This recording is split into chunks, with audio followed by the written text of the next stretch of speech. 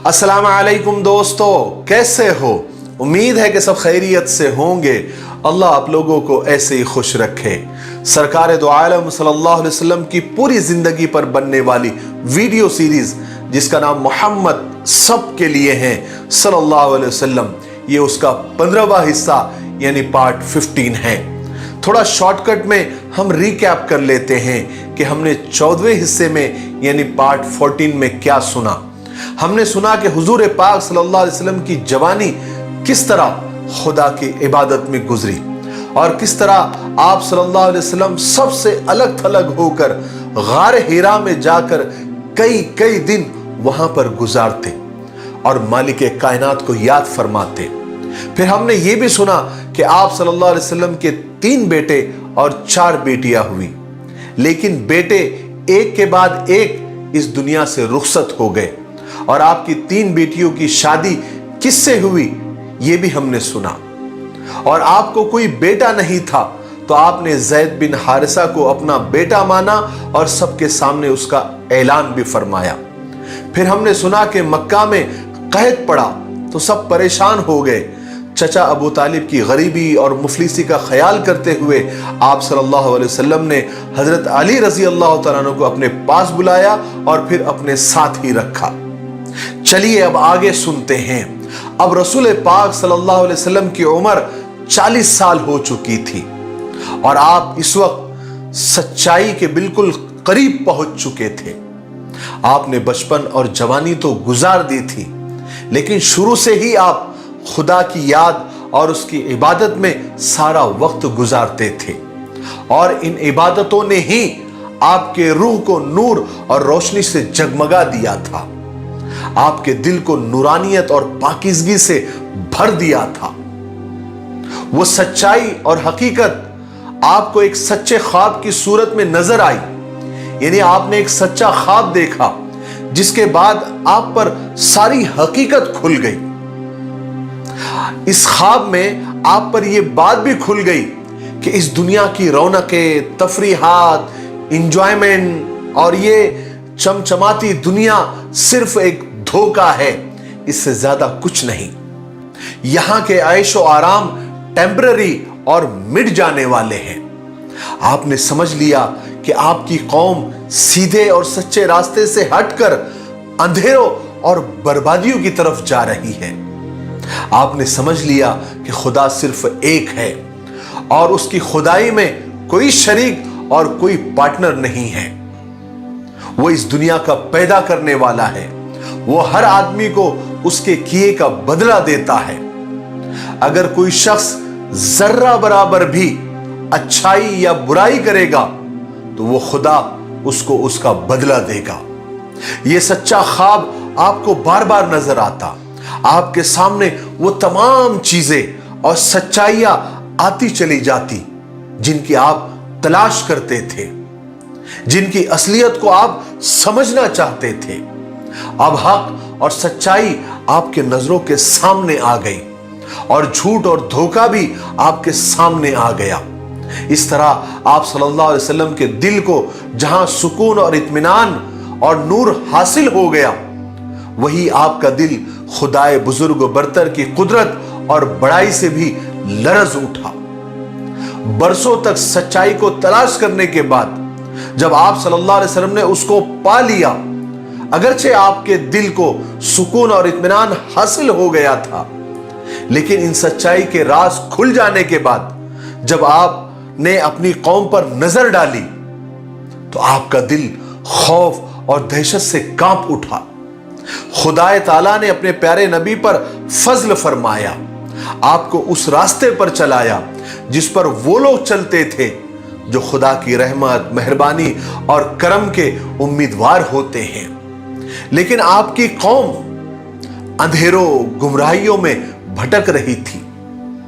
उसको समझाने वाला कौन होगा, कहां से आएगा और कैसे समझाएगा? आपको हमेशा ये सोच रहती थी। इस वजह से आप हमेशा गमगीन भी रहते थे। तो वो ख्वाब आपके सामने सुबह की रोशनी की तरह आ जाता और आप बार बार उस ख्वाब को देखते, जिससे वो सारे राज आप पर खुल जाते जो अब तक आपसे छुपे हुए थे। अब हमारे नबी पर वही नाजिल होने का वक्त करीब आ चुका था। इंसानियत की तारीख का आखिरी पन्ना पलटने वाला था। कुदरत के हाथ जुम्बिश करने वाले थे और खुदा की तरफ से एक बड़ी जिम्मेदारी आपको सौंपी जाने वाली थी कि आप सारे इंसानों को खुदा से डराएं, उन्हें सीधा रास्ता बताएं। जब ये सच्चे ख्वाब आपको नजर आने लगे, उस वक्त से आपका दिल दुनिया से बिल्कुल उचाट हो गया था। आप हर वक्त तन्हाई में खुदा को याद फरमाते थे। उसके बाद रमजान का मुबारक महीना आ गया। हुजूर पाक सल्लल्लाहु अलैहि वसल्लम अपने आदत के मुताबिक गार हिरा तशरीफ ले गए और खुदा की याद में मशगूल और मसरूफ हो गए। जब घर वालों में से कोई खाना वगैरह लेकर गार में आता और आपको खैरियत से देखता तो उन्हें इत्मीनान हो जाता और घर वाले आपकी तरफ से सदका और खैरात भी करते और आपके लिए दुआएं हासिल करते। इस तरह रमजान के कई दिन गुजर गए। एक रात जब अंधेरा कपकपाने लगा, जैसे उजाले के लिए जगह खाली करनी हो, यानी सहर होने को थी। बुराइयां पसीना पसीना हो रही थी। नेकियों का दौर शुरू होने वाला था। हिदायत का सितारा इनकलाब के झरोकों से झांक रहा था। कायनात का जर्रा जर्रा तब्दीली महसूस कर रहा था। उस दिन ऐसा लग रहा था जैसे हुजूर किसी का बेचैनी से इंतजार कर रहे हो। बस इंतजार की घड़ियां खत्म होने को है कि अचानक गार हिरा के अंधेरे में रोशनी हुई और एक फरिश्ता अचानक आपके सामने आ गया और वो फरिश्ता हजरत जिब्राइल थे। फिर हजरत जिब्राइल अलैहिस्सलाम ने आते ही कहा, इक़रा, पढ़िए। हुजूर पाक सल्लल्लाहु अलैहि वसल्लम डर रहे थे, खौफजदा थे। आपने जवाब दिया, आपने रिप्लाई किया, मा अना बिकारी, मैं पढ़ना नहीं जानता। फिर आप सल्लल्लाहु अलैहि वसल्लम ने महसूस किया कि हजरत जिब्राइल ने यानी उस फरिश्ते ने आपको अपने सीने से लगाकर इतनी जोर से दबाया, इतनी जोर से भेजा कि आपका दम घुटने लगा। फिर उस फरिश्ते ने आपको छोड़ दिया। फिर कहा, इक़रा, पढ़िए। फिर आपने वही जवाब दिया कि मा अना बिकारी, मैं पढ़ना नहीं जानता। फिर फरिश्ते ने दोबारा अपने सीने से लगाया और पहले से ज्यादा जोर से दबाया और भेजा और कहा कि इक़रा, पढ़िए। फिर आपने वही जवाब दिया कि मा अना बिकारी, मैं पढ़ना नहीं जानता। फिर फरिश्ते ने तीसरी मर्तबा आपको सीने से लगाकर भेजा और फिर छोड़कर कहा कि इक़रा, इक़रा बिस्मि रब्बिकल लज़ी खलक, खलक़ल इंसान मिन अलक, इक़रा व रब्बुकल अकरम अल्लज़ी अल्लम बिल क़लम, अल्लमल इंसान मा लम यअलम। जिसका तर्जुमा है कि अपने रब के नाम से पढ़िए, जिसने सबको पैदा किया और इंसान को खून के लोथड़े से पैदा किया। और पढ़िए, आपका रब सबसे बड़ा करम करने वाला है, जिसने कलम से सिखाया इंसान को जो वो नहीं जानता था। फरिश्ते ने जो आयतें पढ़ी, रसूल पाक सल्लल्लाहु अलैहि वसल्लम ने उन्हें फौरन दोहराया। ये अल्फाज आप सल्लल्लाहु अलैहि वसल्लम के दिल पर गोया छप गए। तारीख लिखने वाले लिखते हैं कि अगर ये आयतें, ये पैगाम किसी पहाड़ पर नाजिल होता तो पहाड़ भी यकीनन रेजा रेजा हो जाता। ये तो मोहम्मद रसूलुल्लाह की जात मुकद्दस थी, उनका पुरवकार और ताकतवर दिल था जिसने इसका बोझ उठा लिया। और हजरत जिब्राइल थे, खुदा का कलाम था, खुदा की तजल्लिया थी, मोहम्मद अरबी थे और गार हिरा थे। हम तो बस इतना कह सकते हैं कि जो हमारे दिल पर नहीं गुजरी, हमने अपनी आंखों से नहीं देखा, उसकी तशरीह, उसकी तफसील, उसकी डिटेल हम कैसे बता सकते हैं? वही नाजिल होने की कैफियत अल्फाज में कैसे बयां हो सकते हैं? यही वो मकाम है जहां अल्फाज का भी दम निकल जाता है, ज़बानें गुम हो जाती है, कलम कांप जाता है। हम तो बस इतना कह सकते हैं कि गार हिरा की तकदीर चमक गई, उसका जर्रा जर्रा रश्क तूर बन गया। आखिरकार हुजूर पाक सल्लल्लाहु अलैहि वसल्लम गारे हिरा से डरते कांपते हजरत खदीजा रजी अल्लाह तआला अन्हा यानी अपने घर तशरीफ लाए। जब आप गारे हिरा गए थे तो मोहम्मद बिन अब्दुल्ला थे, और जब लौटे तो मोहम्मद रसूलुल्लाह थे। सुभान अल्लाह। लेकिन आप पसीने से बिल्कुल भीगे हुए थे। आपने घर आते ही हजरत खदीजा से फरमाया, जम्मिलूनी जम्मिलूनी, मुझे चादर उड़ाओ, मुझे चादर उड़ाओ। हजरत खदीजा रजी अल्लाह तआला अन्हा ने बड़े प्यार और मोहब्बत से आपको चादर उड़ाई। और हजरत खदीजा सोच रही थी कि शायद आपकी तबीयत खराब हो गई है, आपको बुखार हो गया है। लेकिन कुछ देर के बाद जब आपकी तबीयत में कुछ हल्कापन महसूस हुआ, तबीयत थोड़ी हल्की हुई और आपकी घबराहट, आपकी कपकपी कम हुई, तब हजरत खदीजा रजी अल्लाह तआला ने पूछा, आप कहां थे और आपके साथ क्या हुआ? तो सवाल के जवाब में हुजूर पाक सल्लल्लाहु अलैहि वसल्लम ने सारा किस्सा सुनाया। जो कुछ देखा, जो कुछ गुजरा, जो कुछ सुना, सब आपने तफसील से अपनी चहीती बीवी हजरत खदीजा के सामने पेश कर दिया और फरमाया, खदीजा मुझे तो जान का खतरा हो गया था। फिर हजरत खदीजा ने तसल्ली के वो जुमले हुजूर से कहे जो तारीख में सुनहरे हरफों से लिखे हुए हैं, जो कयामत तक आने वाले हर बीवी के लिए एक मिसाल और एक एग्जाम्पल है कि जब शौहर तकलीफ और परेशानी और मुसीबत में हो तो किस तरह तसल्ली दी जाती है, ढारस बंधाई जाती है, हौसला दिया जाता है। और ये बीवी, एक बीवी ये काम बहुत अच्छे तरीके से कर सकती है।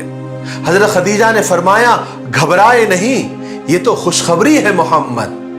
खुदा की कसम जिसके हाथ में खदीजा की जान है, मुझे यकीन है आप इस उम्मत के नबी हैं।